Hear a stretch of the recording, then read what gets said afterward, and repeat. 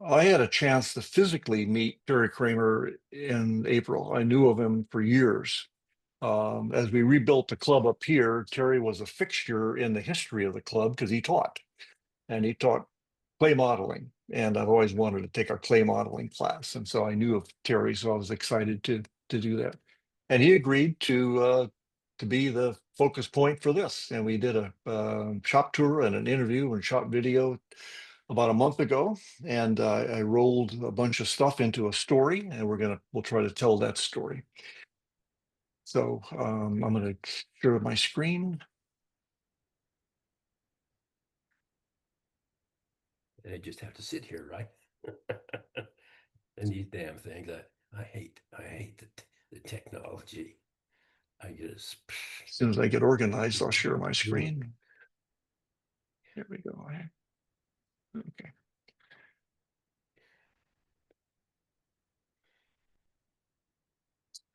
You do this one? No, that's a cast. That's a cast. Okay, here we go, Hey, Terry. a cast from a real one. No. Here we go. So your microphone is live. All right, there you go. Okay. So anything I say Yeah. could be held against me? And everything will be recorded, but with the power computers, we can edit it out, right? So that's that's a good thing. And there's a lot of mugshots of Terry, throughout here with his carvings. And Terry might characterize himself a little bit differently, but I consider him, a carver, an educator, an artist, a sculptor, an author, and a napper. Not a sleep napper, but a K napper. And is a fabulous studio as an author. These books have been around for a long time, and I had a chance to relook at them in detail recently, and they're really quite remarkable. They are the typical Schiffler books, but there's a lot of information in them, and I encourage you to take a look at them if you have a chance. They're certainly in our club at the Oregon Carvers Guild, and they're in the Salem Club as well. Terry, this is I would call it your artist statement. He had a poster that's kind of faded in the background about, aspirations, about each of us having an infinite potential to achieve beyond our greatest expectations. And when I look at Terry's body of work, I said, wow, I don't even have those expectations, but to see what can be done is pretty amazing. And to think of that as a journey into yourself and self-discovery, and then having an adventure with everybody else as he shares the art.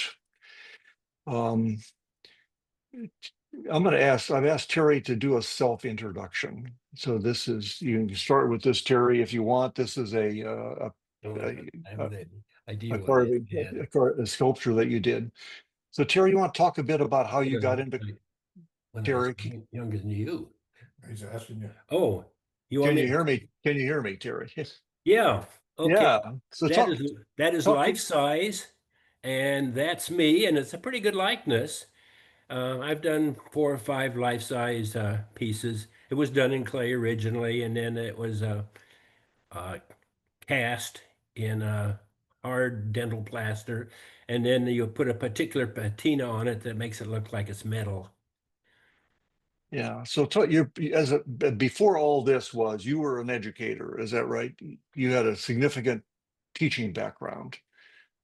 Yes, not much to do with art, except I started elementary school, went and then taught education kids, and then I went to work for the Department of Education, and then I quit at age 52. I retired for the rest of my life, and took up wood carving somewhere along the line. Well, you started carving earlier in life, is that right? Oh, I've got carvings that I did when I was 10 years old. Yeah. So when did you get serious about carving? Uh, I think it was when I saw some carvings that I really, really liked and thought I could do that and was willing to put in the time and effort to see if I really could do it. Yeah. And did you take classes or you Uh, self-taught? no, I never took any classes, but I studied a lot. You know, You can take classes, but you can also do an awful lot of studying. And I have books and didn't have YouTube back in those days, but I have a lot of books on faces and sculpture and portraits and so on. And somewhere along the line, you fell in love with Native American busts, and you have a deep passion for that as a theme. How did that happen? Um, I was traveling to a conference somewhere with it from my work, and I was in the airport and I was looking at a carving similar to the ones that I do now, and some fellow came up, and obviously a businessman, and he looked at me and said, "You think you can do that?" I said, "No, I know I can do that." And he said, "Oh, okay." And then I was had a bunch of people with me. I said, "Come on over here. And you see that carving in there?" I said, "A year from now, I'll carve better than that." And a year later, I took him a carving, and they said, "Yep." And that's how I got started on the Indian heads. And you fell in love with it, huh? So there's a series of pictures here that I'll walk through that eventually we're going to get into a lot of Indian heads, in Native American busts. But there's other wide variety of other things that you've carved over the years, and these are snapshots from Terry's house and Terry's shop.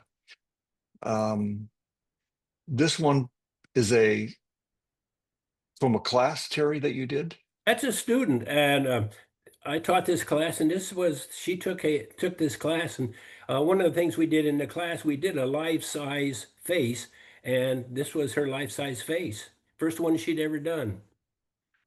And so this was in a clay modeling class or a carving class? This, well, I combined a clay carving and carving class. What I did was I used clay as a learning experience to learn about features and the depth and everything that you probably needed to know to have a good basis to go and carve. And we did it in clay under controlled light, and that's what we Yeah. did. Okay. That Yeah. belongs. Oh, Go ahead. that's a pits.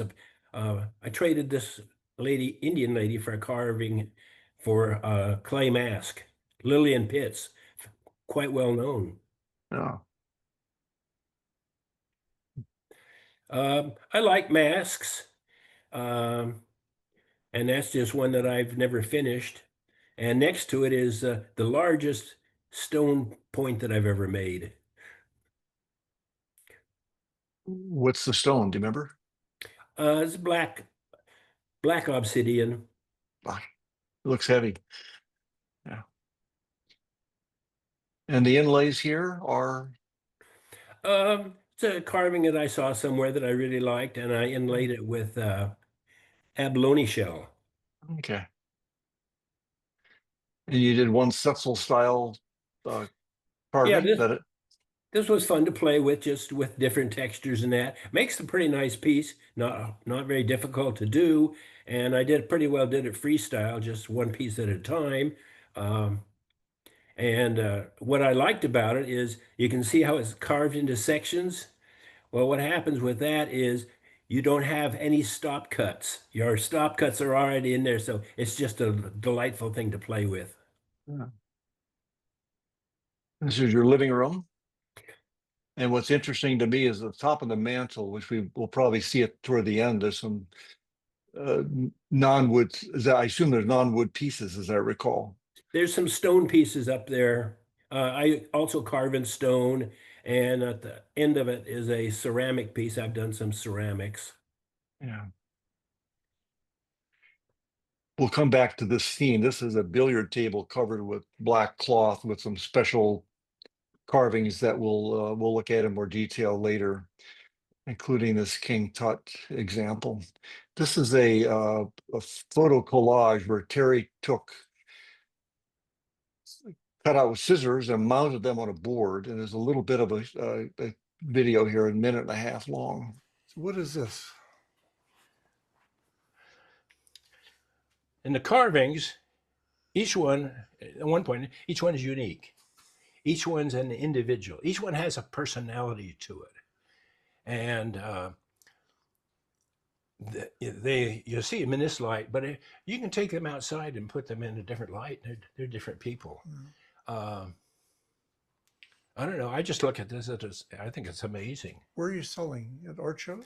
I sold a lot of galleries, and now I'm not selling. I haven't done anything for like 10 years. I'm gonna do a little show here in Salem, and I did that one at the art center there. It's just a lot of work selling stuff, you know. But I got a lot of carvings left. I have galleries all the way.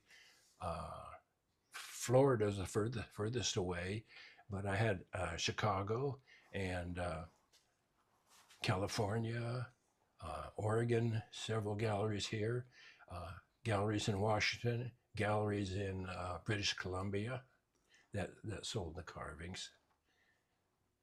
But I'm lazy. I just don't want to put the effort in. But you had put the effort in. You put a lot of effort in over your lifetime. Over my lifetime, I put a lot of effort, and it was a directed energy, you know. And then here is a sequence of Indian busts in pretty magnified view. We'll look at some of those a little bit later. I'm going to step through them kind of fast, but they're really remarkable when you look at them. And they're not only Indian busts, there's also some what I would consider mountain men kind of characters, animals.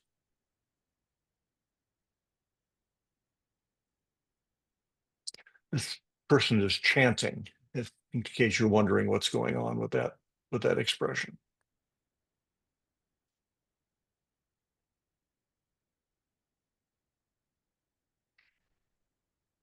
He'll talk about how those horns were carved in the helmet.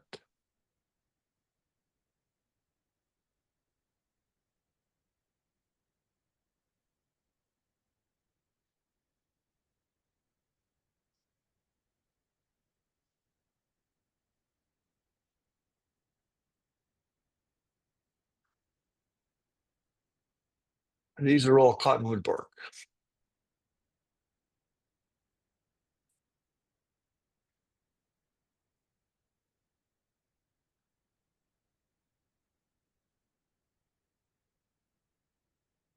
Okay.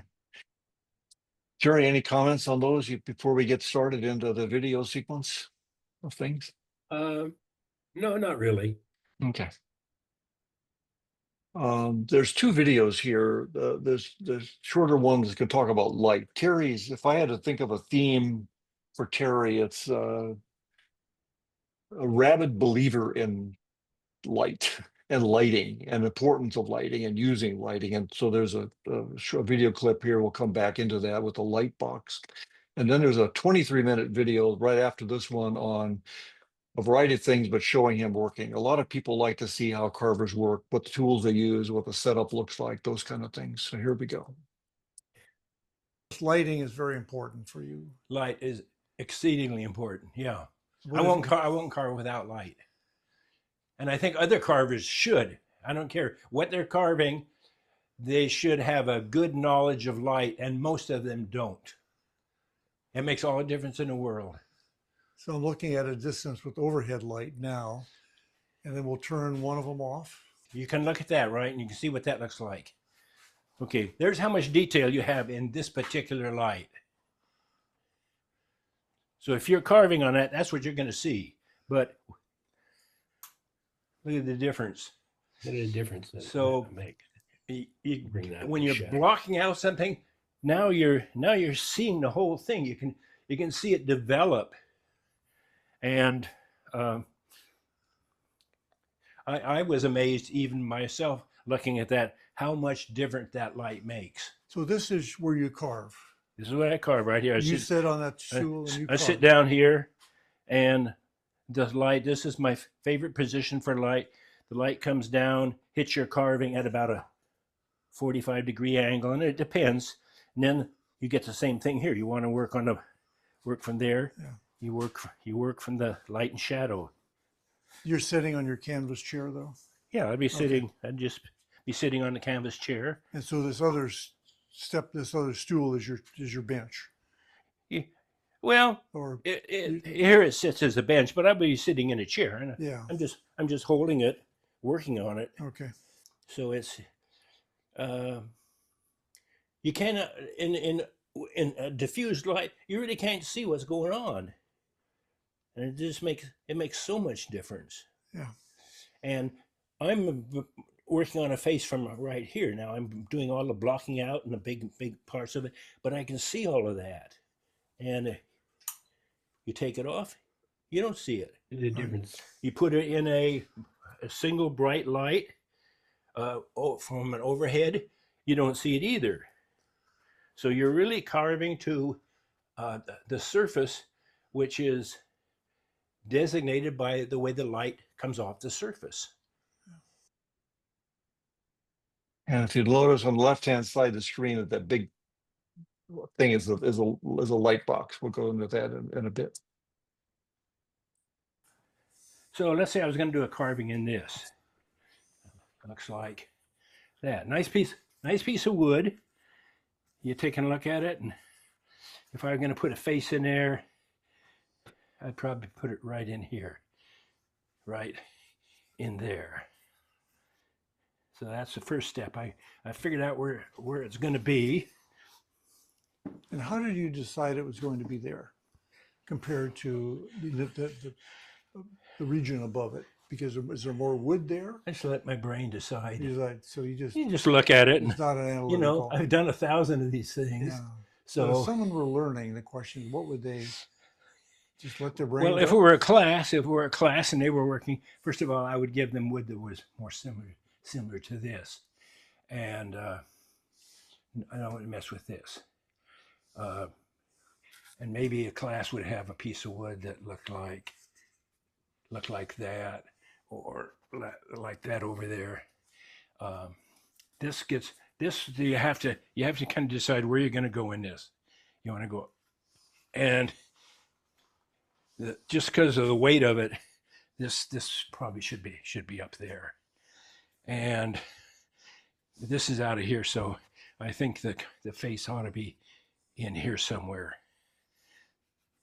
If I had a piece of, I can get a piece of chalk. So I'd say the face is probably going to be in there. Come down here, and I could, because this is that. Maybe I could instead of bringing the hair around, I could bring the hair back under here. So I just look at that and think, that looks about right for this. Then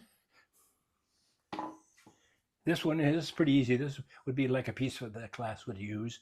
You look at that; it's nice. It's round. It's pretty easy. You don't have to do anything very fancy to it, and it'll pretty well center and balance itself. This again,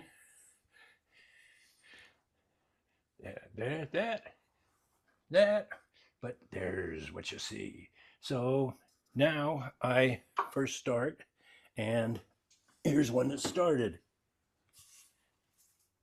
It's being blocked out. And what I'm doing is, as I'm doing this, I'm kind of feeling my way into the wood. I want to push it over to this side over here, so that it's maybe balanced about like that, under where my hand moves around it. And are you roughing that out with gouges or with power tools? no, Knife.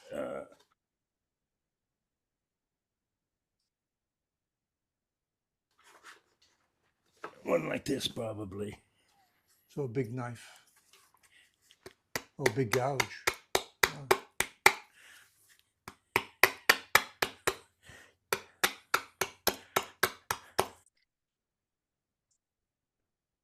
One of my students did that at crap.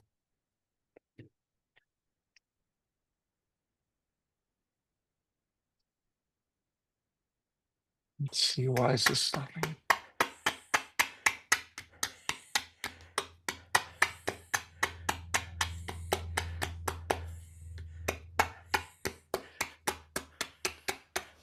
Are you drawing an outline ahead of time with pencil, or are you doing No, freehand? I'm just taking some off, because I know it's got to come off. Okay, so now I'm chopping down there, and I got a bunch over here, so I'll probably just leave that plain, and you can see how that can sit in there. Use my hand to mark off, so I can see now. Here's what there's that. So I'll go back in there. Then after I get to that stage, then you're gonna come up on this here. So usually what I'll do is I'll draw a line. And it's really quite amazing that as many as I've done that this line, okay, I'll draw a line right down the center.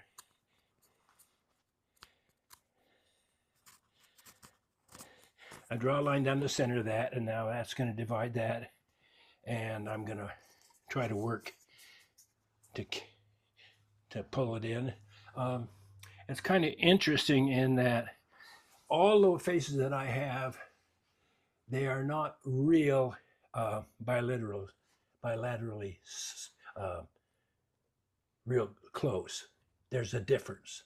They're not symmetrical left to They're right. not symmetrical left to right. Just like I look at you, you got a lot more cheek on that side than you got on this side, and that's a human thing.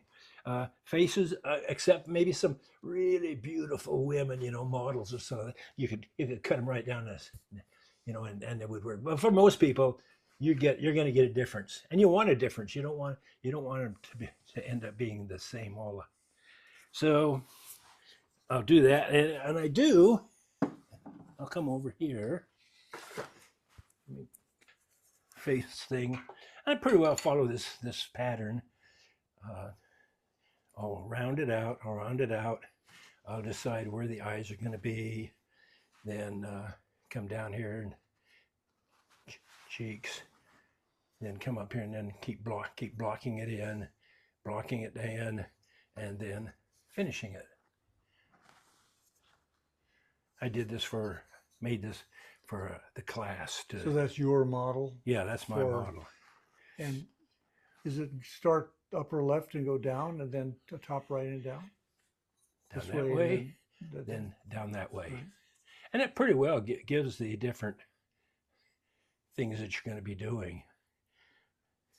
And then when you get to the point of when it's down like this, then the interesting carving really starts. You start working personality, and okay, let's with that now. This carving here now, here's one that's basically been blocked out. So from this, just hold it still now so it stays in the frame. Okay, from this, I'll start to refine this. Decide what I want to do. And I've got a lot of leeway here. I could literally move the nose. The only thing I can't do is I can't change the height of the mouth. Right. But I can move these eyes back up in here. I can move these cheeks in. I can round it. Do you always start with the mouth?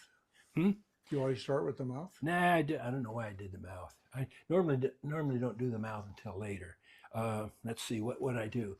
Okay, it's all a blocking out procedure, and I'll work on something, and then I'll move somewhere else. Just some that I figure that it makes it compatible.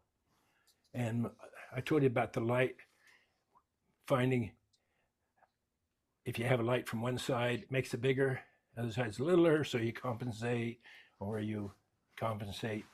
Yeah. And so light, right down the center, right down the center of that thing. And then if you're working outside, do the same thing. You just turn around to the sun until you can set that down, and it will go right down the middle of and that gives you a measurement, makes things a lot easier. Okay, so I get my light. Sometimes I use a rheostat, the direction. Okay, then I look for some knives, and if I was going to carve on this one, homemade knives, steel from bandsaws. Bandsaw blade makes pretty good steel. I got an ugly bunch. I got a whole bunch of knives. I don't have a nice set of knives. So that's your toolkit This is pretty much the in the toolkit. box, right? Yeah, I could that I could do us. I really like these little speedball tips. You know, Oh, speed. linoleum Yeah, linoleum cutting. cutters. Yeah. And they make like 4 of them. They make 5. They make a square one, but it's worthless. But these make nice little tools. They're easy to sharp. They're not expensive, and they'll cut just as good as any tool you're gonna have. Good steel in them. Come back in here.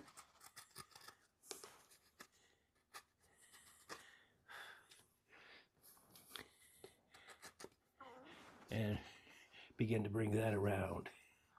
So you just And that's one of your linoleum cutter blades. that's the number 5. Good tool. And you're saying they make their own handles out of dowels. I make my own handles. You can buy a one, but you want to have one on every. You don't want to have 4.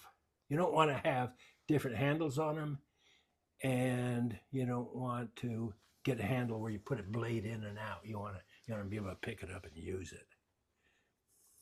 So now we can blade here.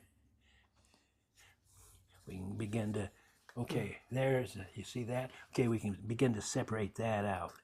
And you fattened the handles on every one of yours to give you Not to all fit of your them, but hand. some of them just to fit my hand. Now see, that's now more defined there. And so you come around, decide where the neck's going to be. And to be perfectly truthful, if you're sitting here watching me carve, I'm about 1 step ahead of you. And I enjoy carving with somebody watching. Oh. Because what I do is I think you can tune in on their energy. And some of the best carvings I've done, we got here, this is up there, so we'll let this move down and get it flow into this a little bit better. So that's a V tool. And I jump around. But I like to do the hair. Yeah. Okay, cheekbone. Still, this is lighter than I like it. I like it a little Somebody bit. shut it off. Huh? Somebody shut the middle one off. Yeah, that would be I good. can. Okay, yeah.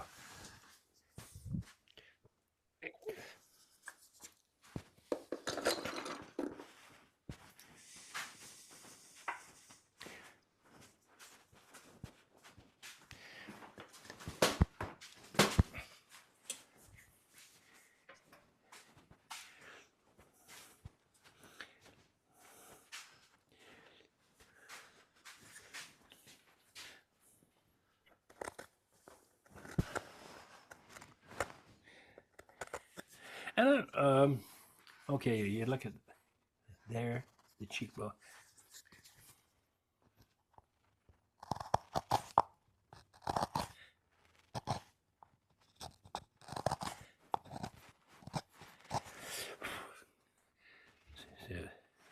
Got a lot more cheek there. Here I don't.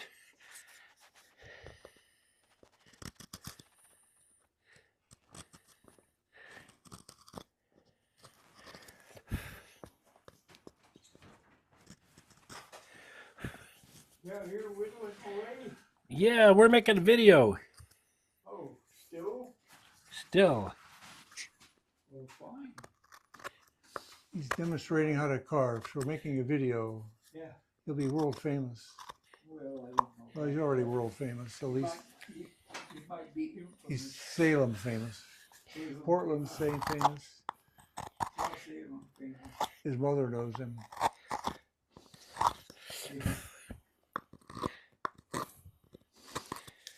See how that's changed there now? He was pretty good at whittling. Okay, Jerry, you can't talk because there's some getting recorded here, Jerry. Okay.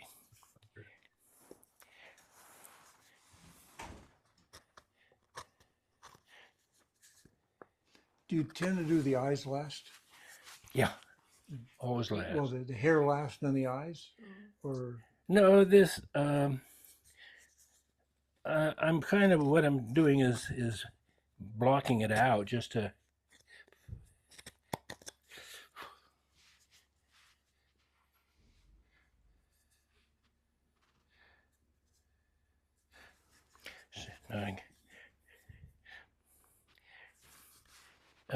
You got the chin line.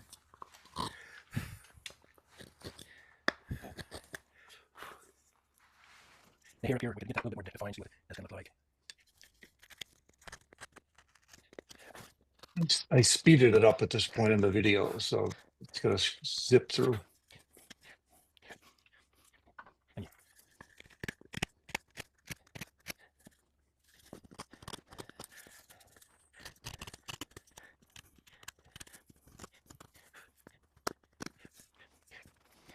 Nose is really not shaped at all.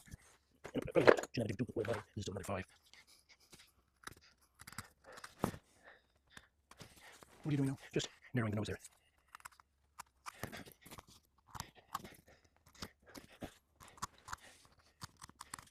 Now, I usually work kind of up because what you can do with the eyes, you can always drop the eyes back. Mouth. One thing that I also do with the mouth that makes it pretty interesting is this knife, not that one, a little sharp one. This makes a difference. You look at that, and just to come in here now and separate, that will make a really big difference in the carving. Now I'm kind of starting looking. The symmetry here is not good. I gotta. That's wrap on. And I used to when they'd always be different on this side. I didn't like that, but then I decided after a while that's the way it's supposed to be.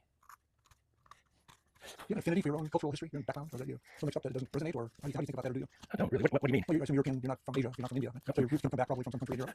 For example, some Scandinavians, Norwegians, their ancestors were Norwegian, so they relate to Scandinavian style or Norwegian style kind of thing. Is that kind of that's. This will get back to normal pretty quickly. Gotta get these 2 eyes straightened up across there and across there. And again, it just keeps. Are you marking off the eyebrows? See, if you look at this side of the head. Just hold it still for a second. Okay, just a second. No.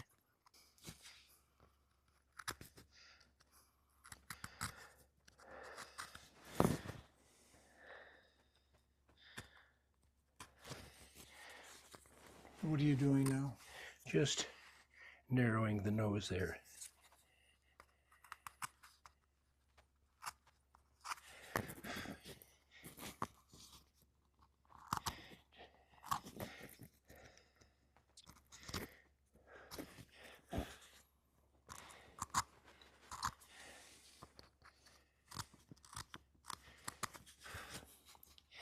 Now, I generally work kind of up because what you can do with the eyes, you can always drop the eyes back.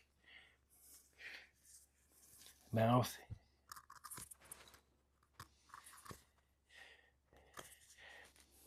One thing that I always do with the mouth that makes it kind of interesting is this the knife, not that one, a little sharp one.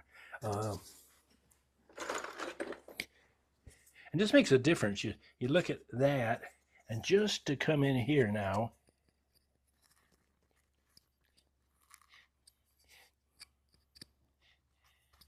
and separate, that will make a really big difference in the carving.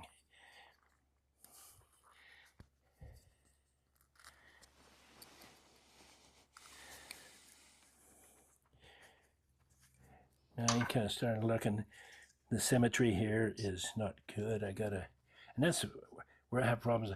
And I used to when they'd always be different on the sides. I didn't like that, but then I decided after a while that that's the way it's supposed to be.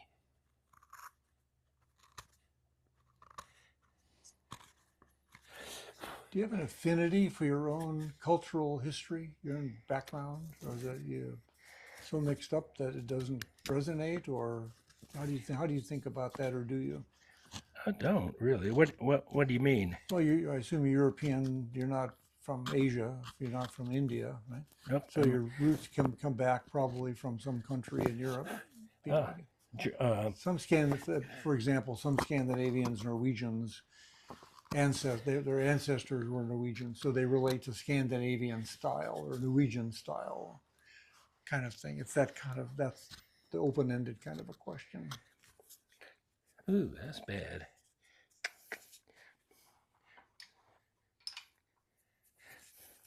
Gotta get these 2 eyes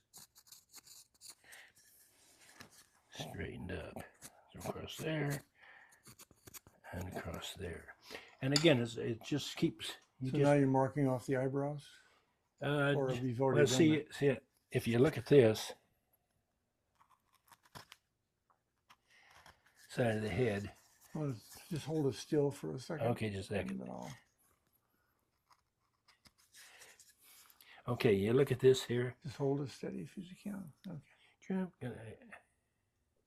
Okay. Okay, this is, there's just too much stuff over here. Yeah.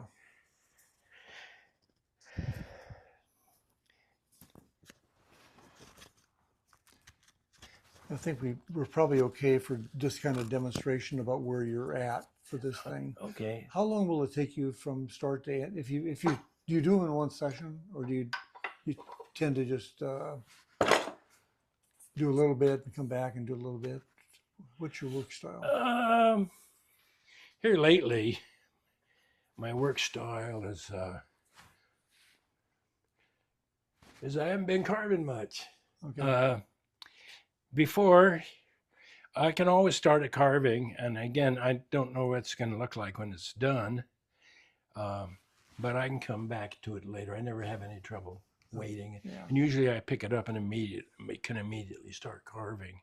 So say 10 years ago when you were cranking out a lot of these things, one a day, two a day, Oh one no! a week? Oh no!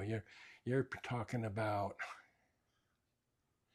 a really good one. A really good one. If I really work, I could probably do one in a couple of days. Okay. But normally they expend over a period of time. It doesn't make any. I could have 10 carvings here. I've done this actually, 10 carvings and pick up one and carve for 5 minutes, and pick up another and carve for 5 minutes, just to see what would happen. And I did that, and I got 4 different carvings. I think 3 males, 1 female, and they were all different ages, different facial structure. So in this setting you have here, you obviously have a light and a little stool serving as a bench. You got a Fordham or 2, I got You've got- couple Fordhams, and you got a micromotor. a little micro motor there, and on top I've got a air tool.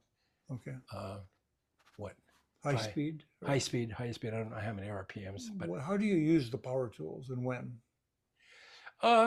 for the carving of these, I don't never use power tools. It's all hand. Power tools, I could go upstairs and show you. I've got the golf balls with the little heads in them. Well, I've carved a bunch of those, and to do the eyes and area around like that, then I want to use a little teeny carving tool. These I might use if like that eagle head up there. I've got that eagle head up there. Mostly for rough out stage kind of. Yeah, thing? it's all rough out It's all rough. for shaping. Now, this would actually look quite a bit different now than it did when we started. Yeah, I can see it. And it's going to look a lot different before it gets done. I'll work on the lips. I think that, you just go by feel. You just, it is. I don't know exactly what this is going to look like. Where's your first aid kit? My first aid kit, I got one over there. On the other side of the shop?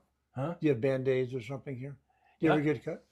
I haven't cut myself in years and years and years. The last time I cut myself is I was reaching the toolbox and went, look what I was doing. And I cut myself. But I've got lots of scars, but I've never kept hard. I don't think ever carving that. Maybe some little dinky thing, but shuffling through to get You ever it to or sand? something. And how do you deal with dust? Do what? You ever sand? No, I deal with dust, probably breathe it. And I don't know if this is toxic or not, but hey, I'm still alive and I'm 86 years old, so I don't worry about much about dust. Abalone shell is poisonous, so when you cut that, you do it on the rock tool and with water. So that's a safety issue, obviously. And this doesn't really produce all that much dust. Okay, that is the end of that little segment. That'll be the longest segment.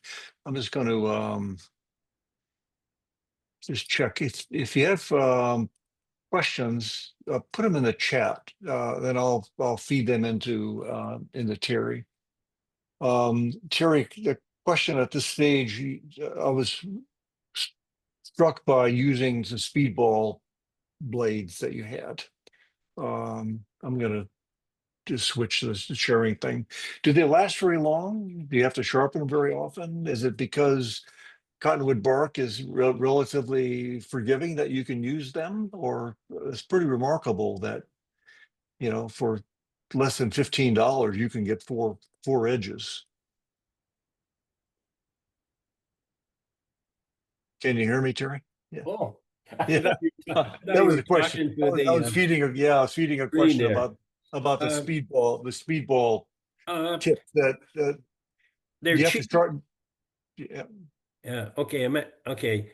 They're cheap. Oh, And when I taught classes, I would always have the class get speedball pen ends, and then we would mount them in a dowel, and then I had a sharpener, and we'd sharpen them. And there's good steel in them, and they worked really fine. And for a buck and a quarter, you had a tool that you'd have to pay $12, $14 for. So when I taught the class, I pretty well wanted each student to have the same tool as I had, so that their cuts would be similar to my cuts. yeah. And the cottonwood bark is relatively easy to carve compared to a hardwood.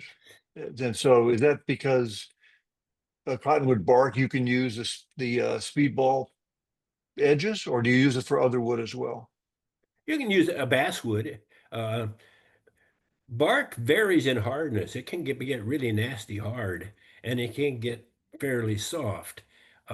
Most of what I have is kind of a medium. It depends on where it's grown, and some cottonwood bark is really hard and brittle, but generally it's very forgiving. There's doesn't seem to be much grain. You can go any way, cut it across it, and you can get nice clean cuts. Okay. It's good to work with, easy to work with. Do you have to sharpen them very often, the points? No, not all that often. I probably, another wood carver might look at that and ask, well, what the heck are you carving with that thing for? Uh, but they're sharp enough to do the job. Yeah. Okay. So I don't see any questions, so I'm going to keep going here. We're going to talk about the light box. And this is the light box. And you created this some years ago, Terry. This was a construction project you had with a bunch of lights and a door, and allows you to take a look at different variations. We have a little introduction video here. Up closest. So now we're looking at Terry's light box. Okay. Functions. Okay. So what do you have on the, open the door. Let's look at the inside. Okay. for a minute. All right. And if you want to take pictures, I'll tell you what, I'll put my little one in here he's so good. And So then you made and designed this yep. to show lighting from different angles. Yep. And why did Yeah, and that's your world famous favorite carving. That's your no, here's probably my favorite one right here. This one really is good in the light box. This one's good in the light box. And these are photos of the same carving in different light situations where the light is rotating around, and you might say, well, that's not even the same carving, but it is. So there's three here in one photo, and then there's the next one, you'll see it. But just take a look at the contrast. I think the one on the left is neutral with no light bulb active and shining. You can start seeing the shadows move around to the left and right and up and down as it goes. But even the texture on the face, the one on the left looks, my screen looks pretty coppery, kind of a copper tone, but it changes as we go along. And then here's the next sequence. And so the light box, as Terry described it, is kind of his quality control. When he carves, he then puts it in a light box, looks at it under all the various conditions, and then makes corrections as necessary. And there's a short little Full light. clip. It's full light. Okay. He's got a rheostat that he's turning.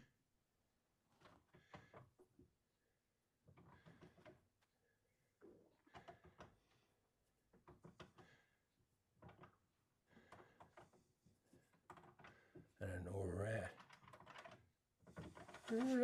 at. Just for fun of it. Little kids like to do this part.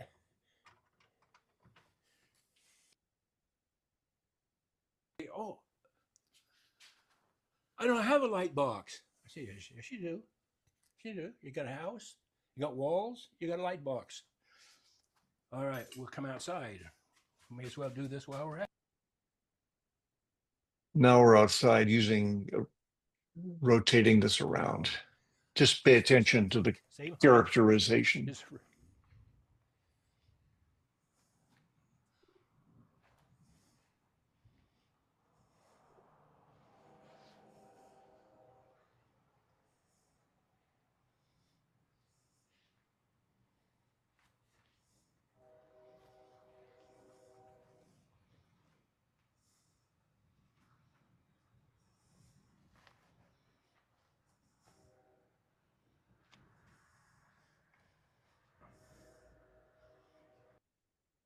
Okay.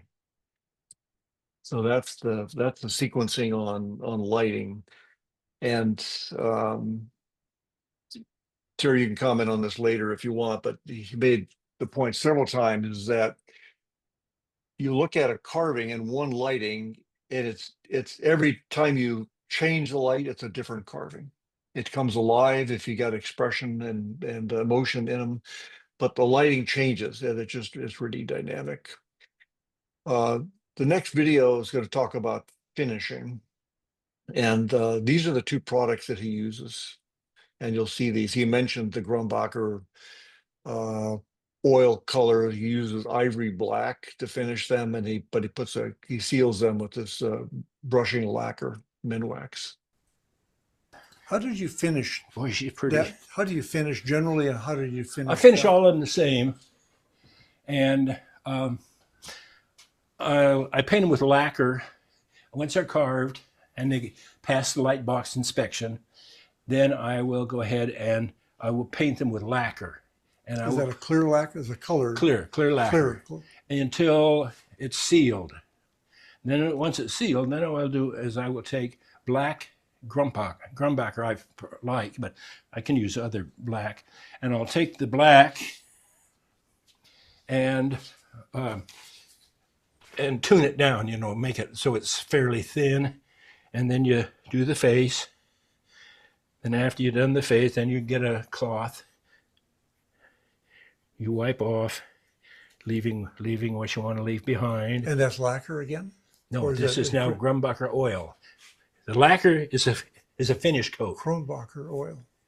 That's a brand.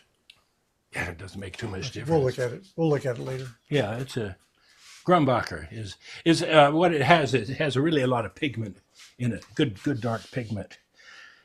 So I will paint the face.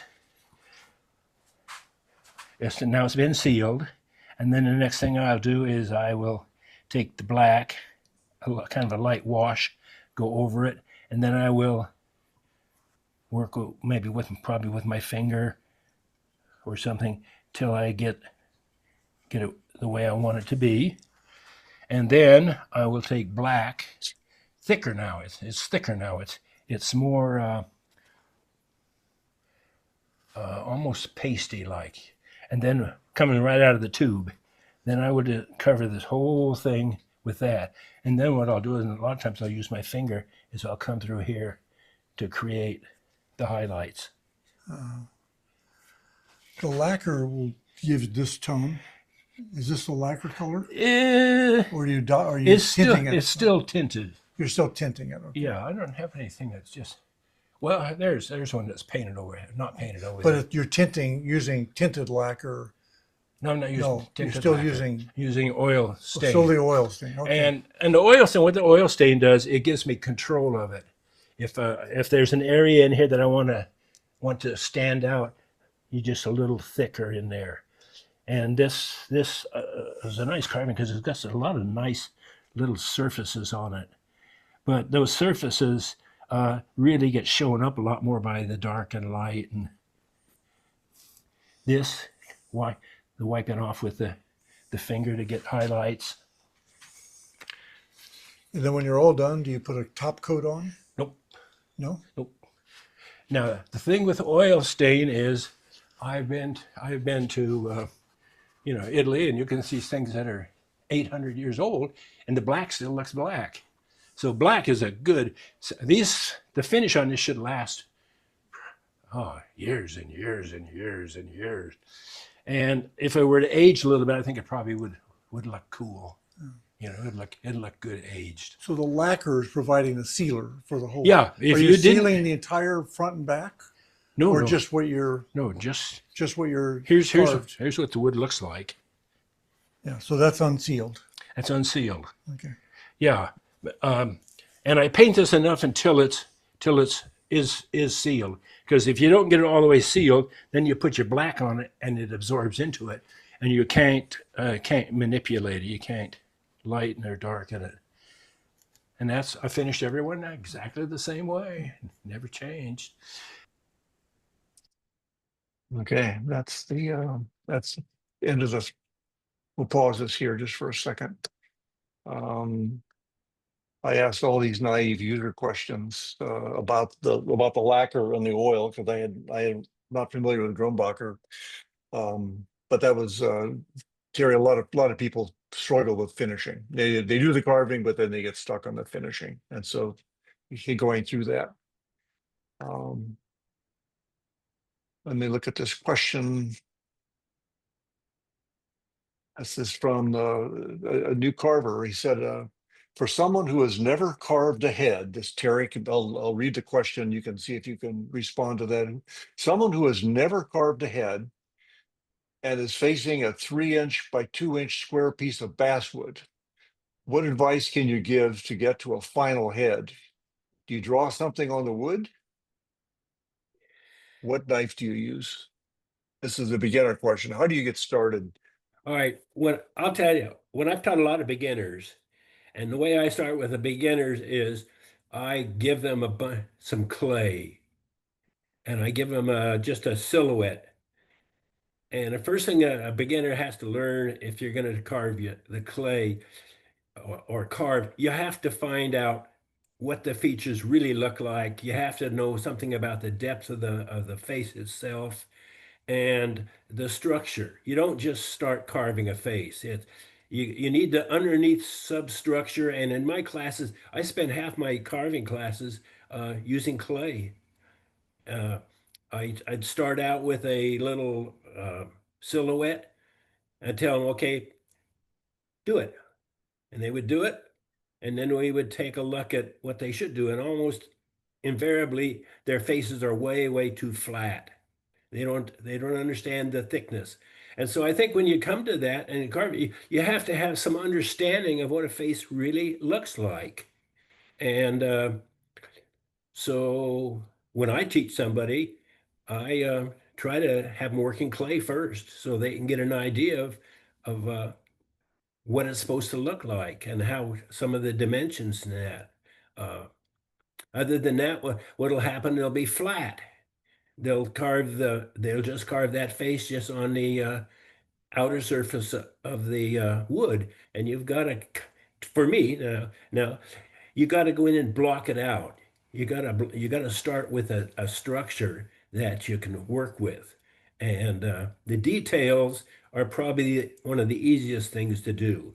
Uh, I try to get people to understand what the facial planes are, where the cheeks go, what do the nostrils look like, what do lips look like, how much forehead should you have, and so I try to give them an understanding of a face before you start to carve a face.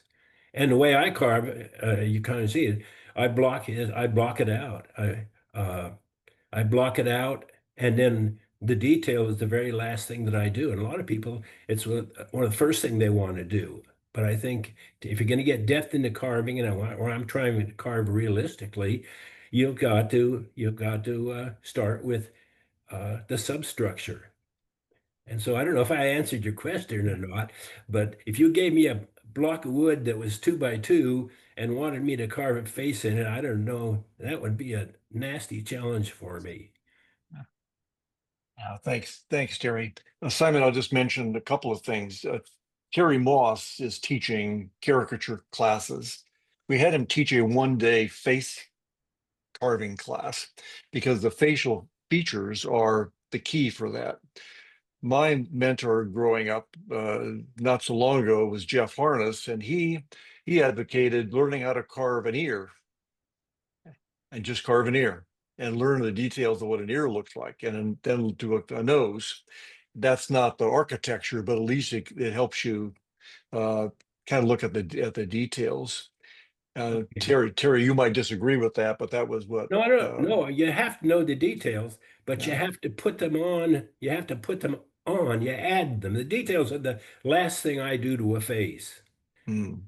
You, And that's the last thing I do to a face is the details, but I try to build the substructure for that face. yeah, Terry, you made a philosophical comment that just struck with me about watching versus seeing. Could you remember what that was about? You not only taught people how to see details, but you told them how to watch. Do we don't want to repeat that? I think in my classes, we would literally line up. You could line up 2 lines facing each other. And then you'd walk down to class and you'd look under a person's nose to see what their nose looks like. Then you'd go on to the next person, you'd look under their nose to see what that looks like. And then you go on to another person, go and see what that looks like. So you got some understanding of what's happening, what's really happening in a nose. Um, the carving, the carving is the last part of it. It's what you bring to the carving that counts. And it's building a background. And I don't care what you carve. Or another thing I think you want to do is if you want to carve faces, carve 15 or 20 of them. Uh, it's uh, the advice I give to people, if you want to carve and be a good carver, find something that you like and do a lot of it. And then you can branch out. I think I could probably carve anything, but faces are where I wanted to start. And you gather skills in one area, they carry over, but you have to gather those skills. Yeah, that's I don't great. know if that makes any sense or not. Judy Caldwell was our featured speaker some months ago, and she fell in love with mammals, particularly cats, big cats, felines. So she carves a lot of cats, and so she knows what cats look like. And so that was her take on that. And you study, you got to study. You got and good carvers, you've got books and I can study all the time because all I have to do is see a face in front of me. I can watch television and improve my carving just simply because there's faces in front of me. And like I say, if you want to be a really good carver, I don't care what you carve, but I think that you have to literally specialize and do a lot of one thing. And if you'll get really, really good at one thing, you can branch out and you'll be good in other things. But specialize, spend the time, and become a good carver with whether it's a character carver, whether it's a animal carver, uh, whether it's a duck carver. You got to put your hours in, and you'll get better if but you got to do it. You just can't pick up a knife and be a good carver. You got to pay your dues, and your dues is time and information. Yeah, your comment to me was learn how to be a people watcher, right? Just observe and watch people, and you'll start seeing the differences, and then the details will start kind of forming in your mind. Well, I think when I was teaching the classes, the carvers would all come back to me and say, I never realized what faces really looked like. And you should have been on the bus with me when I saw this old man come in there. What a great face he had. And that's what I think you have to think about whatever you're doing. Mm. Time and energy, spend time and energy, and then educate yourself. Educate yourself. If you're a caricature carver, then find out what other caricature carvers are doing. Get some books, study it, study the different features. And I wanted to carve a realistic face. So that's what I worked on. And I think I can probably carve anything. I think if you can carve a really, really good lifelike face, you can carve anything. Still have to work at it a little bit, but it won't take you very long to learn. And sit in front of a mirror and look at your own face, right? Okay, we'll keep going here. We're gonna now move into a sequence of examples. And this particular carving on this lead-in slide, you'll see in a catalog. The next is a series of trophy plaques that he did, but this particular image shows up in this next one. So you made the original carvings, Yeah, and this is the cast version, which then they get cast and made into like this. this company. There's two of them that are made. The two of these are yours. All of these. All of All of these. these I carved. All of these. I think there's one or two in there that somebody else carved. But most of these are yours. Almost all of them. There's maybe one or two that. And did they give you the design, or did you make them up? Nope. We get it pretty well. Some of these, Marines and the curling.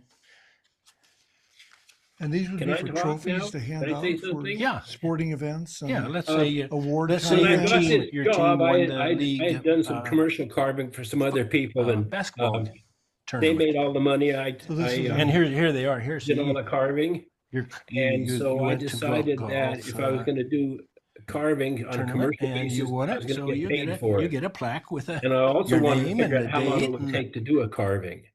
So, like that golfer there, all these carvings are in low relief, which I think is probably the hardest carving to do is low relief.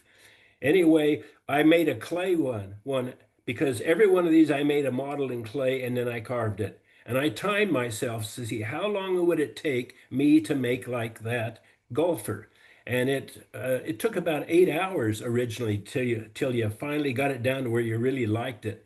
Well, after doing about 200 of those things, I went back to see how long it would take me to do one in 8 minutes. So I went from 2 hours to 8 minutes after doing so many of them and finally figuring out how to do them. I could Yeah. I could make my clay model in making 8 minutes. Then I used that clay model as a model for the wood. But you proved it in clay first. I did it Yeah. every one of those in clay first. I Yeah. went from 8 hours to 8 minutes. Okay. So this is over what period of time did you carve all those? Was it a year? More than a year? Oh, I probably did those for 3 or 4 years. The company kept wanting new ones, so I would carve it for them.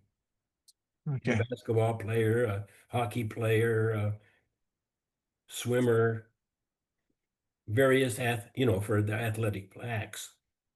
Yeah. Okay, Terry, we're going to go into a series of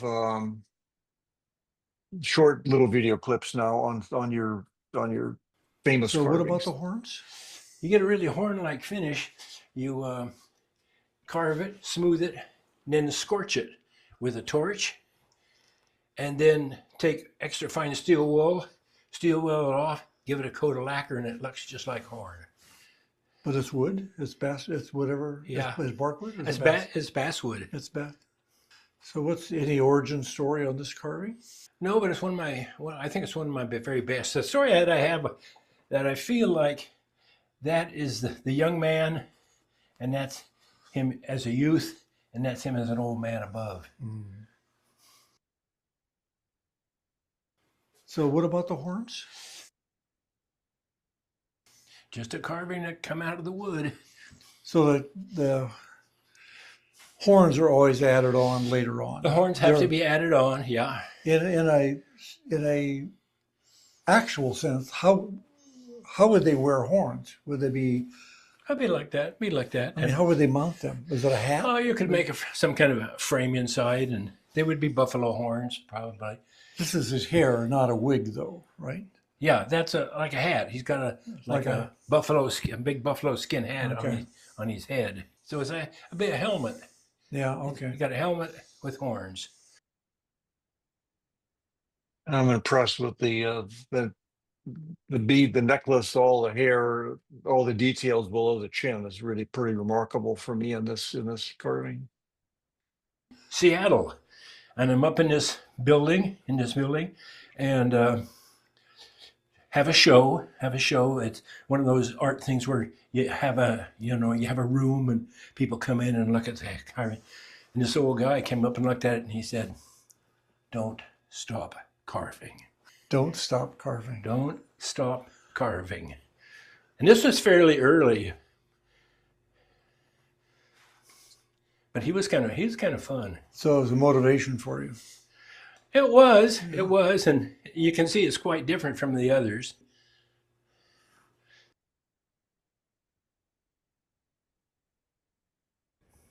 Okay, here's the story. I went to the Tut exhibit up in Seattle when it was there. Loved it, loved the carving, loved everything. So I like Egyptian stuff. But I looked at this one carving and I looked at it and I got this really weird feeling. This was kind of far out. Like, I either carved that in another lifetime or I knew the person that did it. And they didn't accomplish what they really wanted to do. So I'm going to go home and I'm going to carve it the way it was supposed to be carved. Yeah, that was it. So I get a piece of wood. I bandsaw it out pretty much. I go down to the coast. I'm down the coast. I'm sitting there. It's kind of cold out. I don't have a shirt on. I'm warm and feeling pretty good. Take a couple of knife cuts and there it was. It was done. Now I had no eyes in it. It wasn't gilded or anything. But I just knew it was done. I don't know. So then I left and I forgot it and left it down at the coast. Well, I was at a friend of mine's house, so later on I went and got it and then I finished it. And he's very interesting. I was at a restaurant one time and we're sitting there and he's sitting back there in the light and one waiter comes by and looks at, oh, he looks so sad. And then a few minutes later, another waiter comes by and looks at it and says, oh, he looks so happy. And so that, I think, is probably my masterpiece. And I took it up to, we had a big wood carving show, up in Seattle, and I made a glass box for it. People thought it was real. They thought that came right out of the exhibit. The wood is what? Basswood. Basswood. And you gilded it. And I gilded it. And And the eyes are black ebony. The eyebrows, black ebony. The white is ivory. so you inlaid those basically. Inlaid those, yeah. And The snake is just black painted. It should be, when it's done, it will be, the front of it would be gilded. The back of it, with the things that are coming out, will be black. I lost the snake at the wood carving show. You lost the snake. Yeah, I lost the snake, so that's a new one. Yeah. What's remarkable is you carved that all from memory, right? You saw the exhibit, you came home and you had another improved version of it and you carved it, right? Yeah, it's kind of an amazing thing. It was pretty weird, actually. Yeah. Let's talk about here's Italy. The story on that is, I went to Italy on an art trip, and I traveled all around, and took with me that piece. It wasn't carved, and I took tools. I thought, leisurely time. I'm being influenced of Donatello, Michelangelo, and all of these wonderful artists. what I'll do is under their influence, I will carve this thing. Well, I didn't do it. But within a week of coming back, I did that. And I call that, Michelangelo had his David, and I carved that one, and that was my David. Ah, it's beautiful. What texture. So tell your Donatello story. One of the things we did, we visited a little gallery that was right by the Vatican. Went in there and walked around and saw a whole bunch of things. And I walked up, and there was this little head. It was a head of a nurse, like a nurse. And I looked at it, and I thought, oh my gosh, it felt like it was alive. It's unbelievable. I walked around a little bit more, and there's another one. I said, what is going on? What are these? These are awesome carvings. And come to right, they're all done by Donatello. And I think Donatello had this life energy that he put into carvings that they weren't carvings anymore. They were people. They were life. They were energy.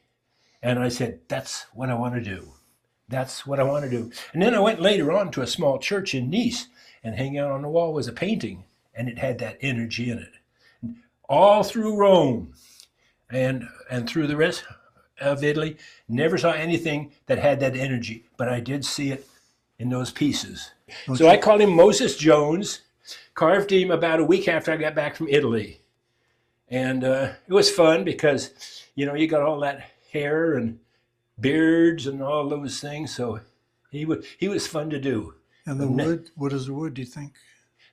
Cottonwood bark. Cottonwood bark. Cottonwood bark. And what I did was I took two pieces and laminated them together so that I would have enough. Front and back or side to side? Side So to there's side. a seam somewhere. Yeah, you didn't want to see him running down his nose. Yeah. Mm-hmm. So you did him back to back. All right. Here's the story of this.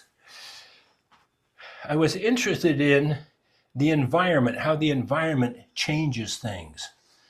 And what I did was, I call this St. Jerome, and what I did was the cross moves.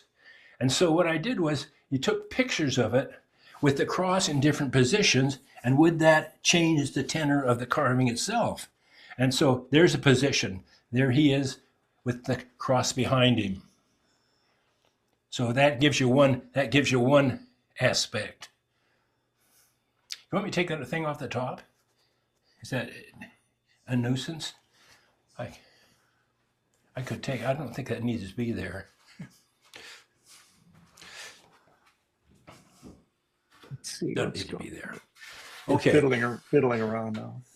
So the cross is on a steel rod or a stainless rod or something. So it rotates in. Okay, And so pivots. okay, you got that. There's one picture.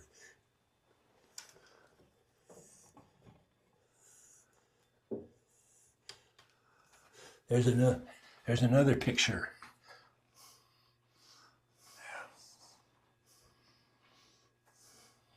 Okay, and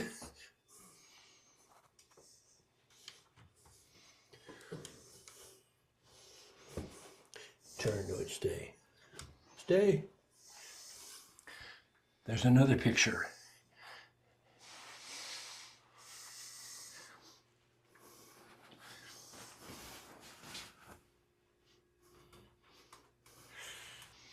So you had all these degrees of freedom Yeah. with the cross in the background. Yeah. It just rotates and pivots. And, Rotate that, pivots, and the cross pivots. That's really And I think it gives it a different tone. yeah.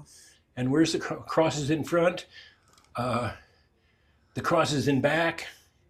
Maybe the cross in back means that it's behind you. This you're under the cross. So is there any particular background to this? Or No, I just wanted to carve. I just it's a nice. want to carve a lady. And Nice. that was, I started out a lady, ended up a lady. A little glare on her head. Is that a?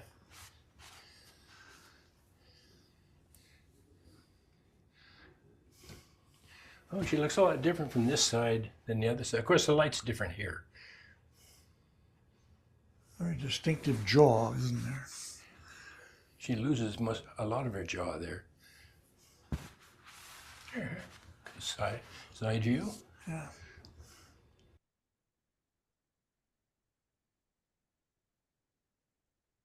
Okay. And that was in the basement of Terry's house. He set up that display. This is in his living room now. And we're going to walk through this case quickly. And I think this will be the kind of the wrap up of that. But it's about 11 minutes long. That's a jade ulu, and this is a moose bone. This is a carving, and the art professor at Willamette cast it in bronze. And one of the things that's interesting is you can see how much bronze shrinks something. I don't know, 20%, 30%, just little carvings. I have this interest in Native Americans. This is a beaded bag, porcupine quill work, traded for a wood carving. This is a beaded bag, traded for a wood carving. This is the needle case. I made that with a friend of mine. This, you have to come and look at that later on. You can see it. You can't, it won't photograph, but it's iridescent inside, multicolored. Little basket a friend of mine made. This is a little jade ulu. I taught classes, and that's one of the things that we made. Sunglasses, Eskimo glasses. Spoon. It's got a lot of cool carving in it. This is buffalo horn. This is some form of antler. I don't know from what, but And it's above it, the Alfred E. Newman, the Alfred. oh, Alfred. There's Alfred E. Newman. What's the story about? What's the story there? Oh, Mad Magazine. He's a fun face. He just did it for the fun of it, just playing around. This is on the cover of the wood carving book that I did. And that probably goes about as far as that. Down below that, stone pestle found on the beach in California, jade, as blade, halibut hook, carvings, buffalo horn spoon, stone axe, bronze. This is the bronze that was made, took the mold off of the carving downstairs and cast it in porcelain. And porcelain shrinks about a third. I don't know what percent, around 30%. And so that's what it ended up looking like. Pretty little thing. Let's see if I can.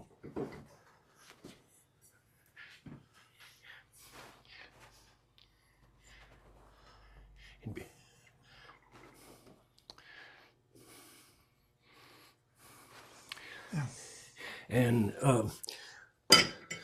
one of the wood carvers who actually carved that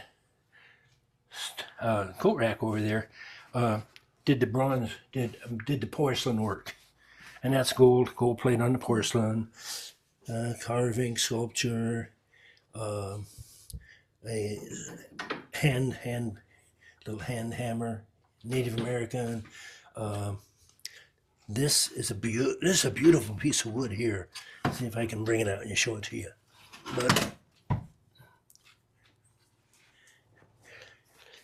And I decided I want to do an eagle head, and this piece of wood was laying out in my yard, and I don't know what it is, but it's really pretty stuff. Got a heavy wooden, heavy base on it.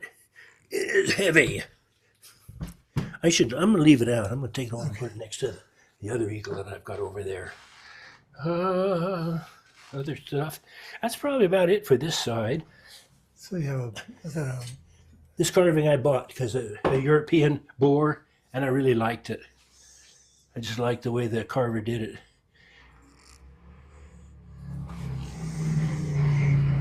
okay. Okay. Do you really use it? Oh yeah. Reading bowl? Oh yeah. Oh. And this is always kind of fun because you put it in your pocket, and this little snake sticks out at you.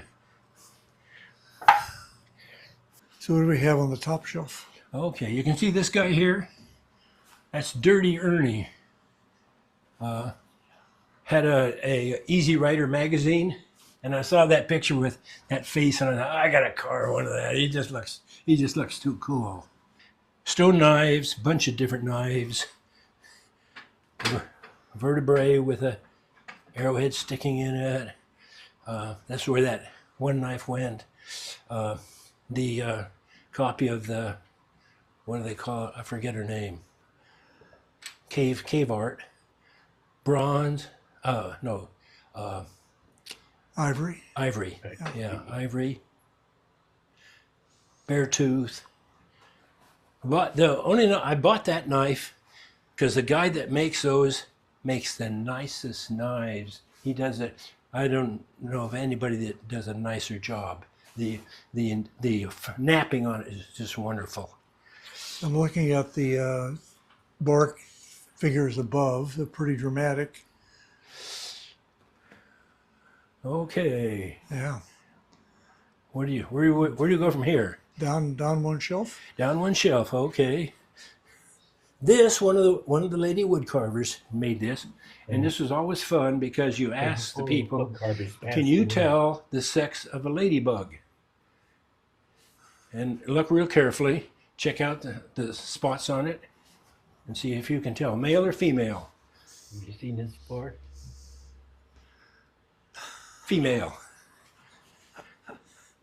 So one of the ladies had those at one of our art shows, like down at the center there, and I got to have one of those. So you made one. Arrowhead made from a meteorite. Iron from a meteorite. But now you could put that in. You could put that in a museum easily.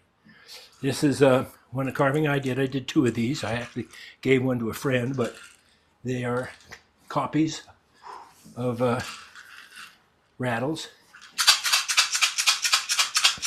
They're actually rattles. It's wrapped with a twine that I made from cedar bark, cordage, called a cordage. And then, going back to my good old bronze class, I made a mold off of one of those, not this one, but one of those, and cast that in bronze. And that's probably weighs about 15 pounds. So I made a bronze rattle. Should be in a gallon. It should be somebody that's a good collector. This, I have two of these. This is a stone, no, not a stone. This is a bronze dagger, Pacific Northwest style. The head on it, I happened to find a book that had a picture of this head on something. And so I thought, I'm going to carve that. Well, I started over here in walnut. Damn, walnut's hard to carve. That's hard stuff. So I carved it about halfway and said, I can't do this. It's just too hard. But I got this thing here. I'll just go ahead. I'll carve one in basswood. So I carved that one in basswood. And once it got all carved, I knew what it looked like. So I then went, okay, I'll go back and finish my maple one now because I know what it's supposed to look like. I'm not trying to make something. I know what it's going to look like. So I carved that. So I have two of those, a match set. Next shelf down is just an assortment of stone knife. Nothing too much. A couple carvings. So the camera can't see now through the chair. Yeah, we can see the bottom shelf on the right.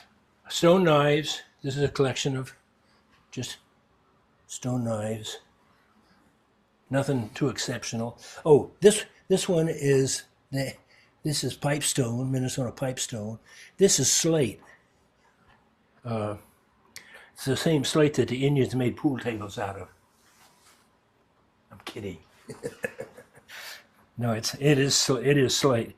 It's pool table slate, which is good slate. And that's about it. Okay. Rattle, ostrich egg.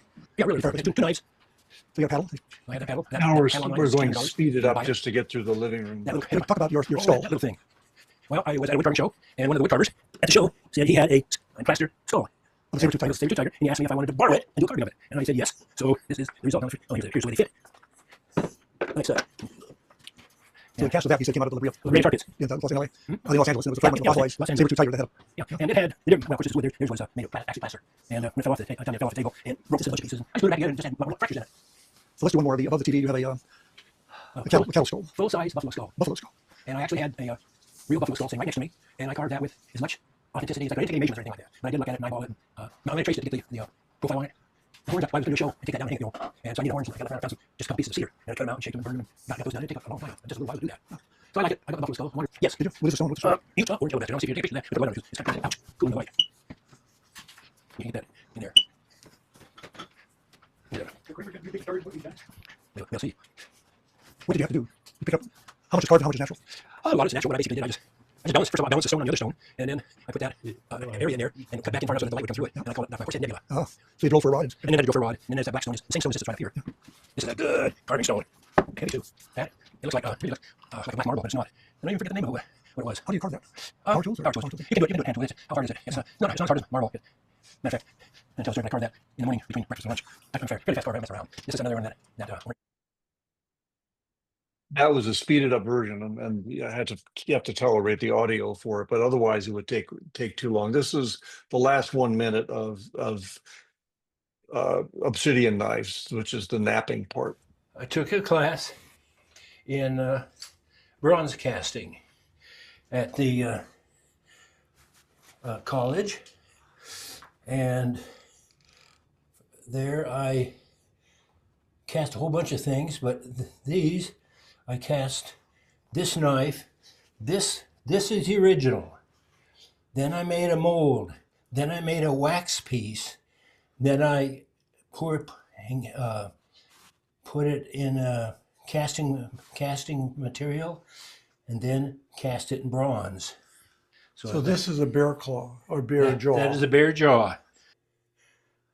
So this becomes the handle. That becomes the handle. And the teeth become a part of the grip. Yeah, That's it's, you know, it's for looks. Yeah. You know, it's just a little art piece. Okay.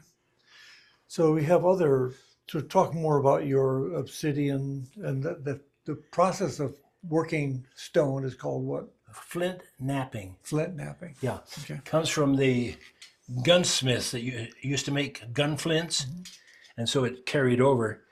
This is an Eastern stone. This is from back east. I traded somebody for it.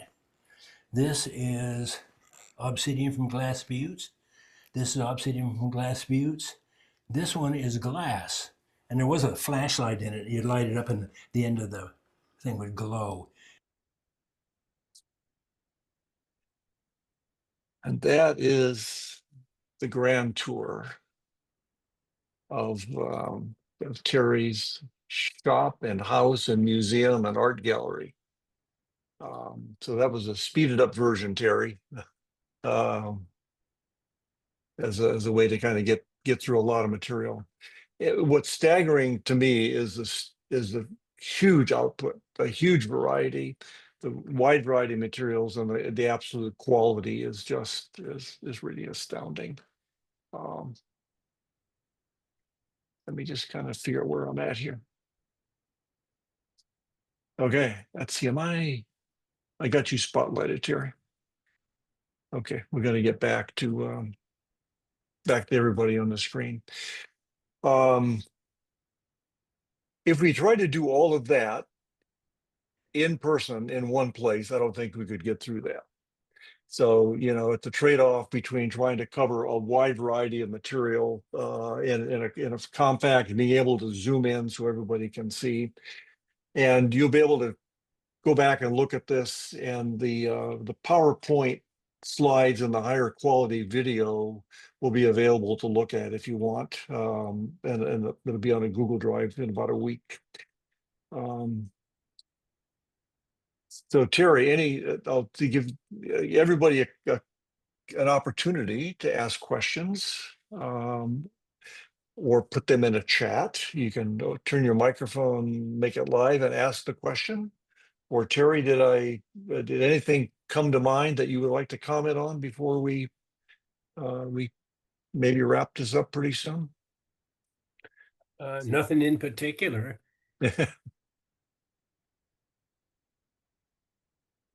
And you said you have a lot of carvings. If somebody wanted to buy a carving, what do they do? Give you a call? Sure, give me a call. Give you a call. Okay. I figure I've done about 1,000 faces, most of them Native American. Yeah. I showed the covers of the two books that you wrote, and I reread the introductions today, and I was really struck by the art side of the comments that you made, which is, take art classes, take sculpture classes, learn how to observe. The notion of working in clay, I think, is an interesting one. For me, the notion of working with speedball tools is a whole nother one. It's the amount of work you're getting done with what looks like a modest kit of tools is pretty amazing. Some of you may know Terry. Would anybody care to share any comments about either if you've taken a class from him or if you're friends with him? This would be an opportunity to not embarrass him, but to honor him and share, because this is a pretty vast body of work. You don't have to, of course.